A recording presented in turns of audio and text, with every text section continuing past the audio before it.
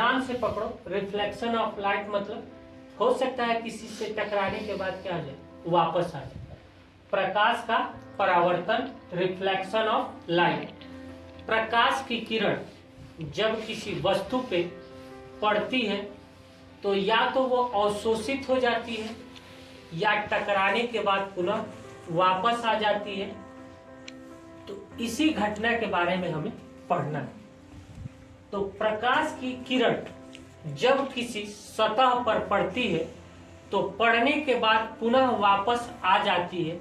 इस घटना को हम प्रकाश का परावर्तन कहते हैं। प्रकाश की किरण जब किसी चिकने पृष्ठ पर पड़ती है तो टकराने के बाद पुनः उसी माध्यम में लौट आती है।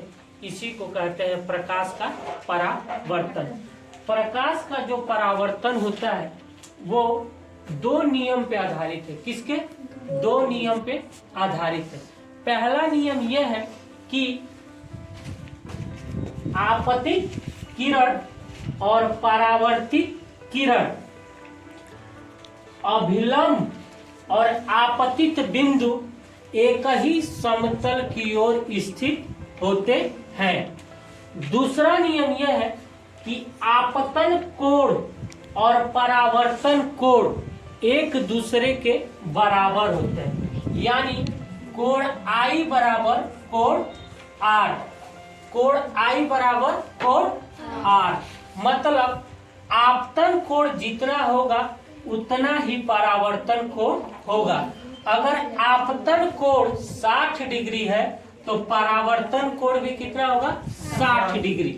दूसरा, जब प्रकाश की किरण किसी बिंदु पर पड़ती है तो जो किरण आती है उसको हम बोलते हैं आपतित किरण। इस बिंदु पर पड़ती है उसे हम बोलते हैं आपतन बिंदु, और वहां से पुनः वापस जब लौटती है तो उस किरण को हम बोलते हैं परावर्तित किरण।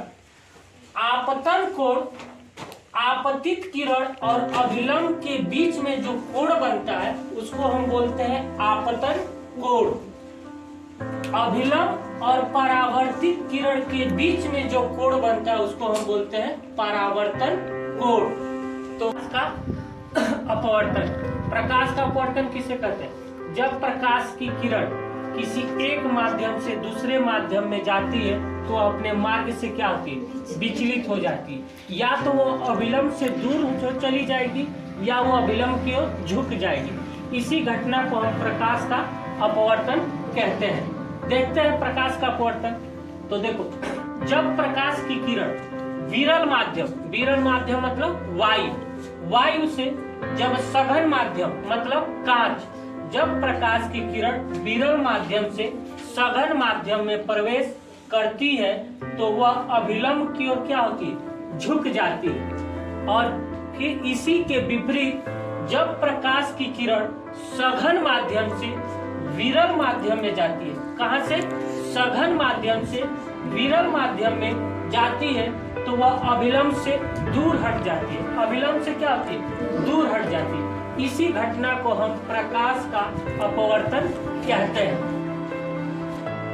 आपतित किरण और अभिलंब के बीच जो कोण होता है उसको हम बोलते हैं आपतन कोण। इसे स्मॉल I से दिखाते हैं। अभिलंब और अपवर्तित किरण के बीच में जो कोण बनता है उसको हम बोलते हैं परावर्तन कोण। इसे स्मॉल R से प्रदर्शित करते हैं। प्रकाश का अपवर्तन दो नियमों पे आधारित है। किरण, अपवर्तित किरण, आपतन बिंदु, अभिलंब एक ही समतल की ओर स्थित होते हैं। दूसरा, आपतन कोण, आपतन कोण जिसे साइन I और साइन R बराबर म्यू, ये दूसरा नियम होता है।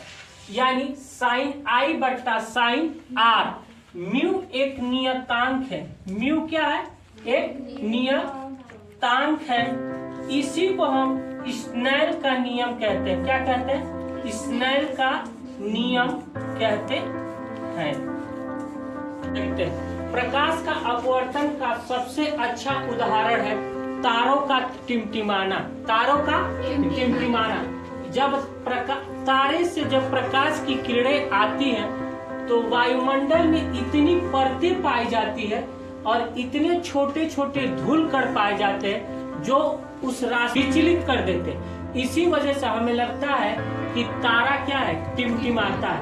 तारा नहीं टिमटिमाता, तारे से जब प्रकाश की किरण चलती है तो अपने रास्ते में क्या होती है, विचलित होती है। तो हमें लगता है कि क्या होता है, तारा टिमटिमाता है।